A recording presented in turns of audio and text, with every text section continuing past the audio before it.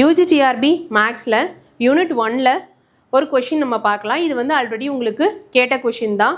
Select the correct answer for the given equation 3x⁴ + x⁴ minus 27x to the power 4 plus 27x² minus x minus 3 is equal to 0.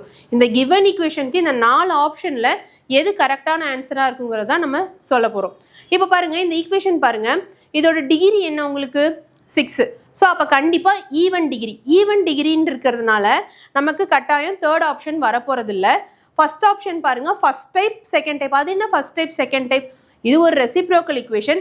Reciprocal ஈக்குவேஷனில் science ஒரே மாதிரி இருந்ததுன்னா, alternate science எல்லாம் ஒரே மாதிரி இருந்ததுன்னா அது ஃபர்ஸ்ட் டைப். சைன்ஸ் வெவ்வேறு மாதிரி இருந்ததுன்னா அது உங்களுக்கு செகண்ட் டைப். இங்கே பாருங்கள், இங்கே +3 இருக்குது, இங்கே அதோட ஆல்டர்னேட் சைன் இங்கே எனக்கு -3 இருக்குது. அதே போல் இங்கே +x⁵ இருக்குது, இங்கே எனக்கு மைனஸ் இருக்குது. ஸோ இது போல் இருந்தால் அது செகண்ட் டைப் ஈக்குவேஷன். அப்போ ஆட்டோமேட்டிக்காக உங்களுக்கு என்ன ஆகிடும்? ஏ ஆப்ஷன் கேன்சல் ஆகிடுச்சு, சி ஆப்ஷன் ஃபர்ஸ்ட். ஏன்னா ஆட் டிகிரின்னு ஒரு வேர்ட் கொடுத்ததுனால அது உங்களுக்கு கேன்சல் ஆகிடுச்சு. சரி, இப்போ பி அண்ட் டி தான் இருக்குது.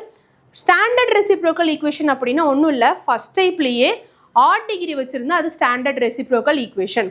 ஓகே, ஸோ இதில் வந்து உங்களுக்கு அப்போ கரெக்டான ஆன்சர் என்ன அப்படின்னா செகண்ட் ஆன்சர் மட்டும்தான், பி ஆப்ஷன் தான். x² - 1ங்கிறது இதோட ஃபேக்டர்.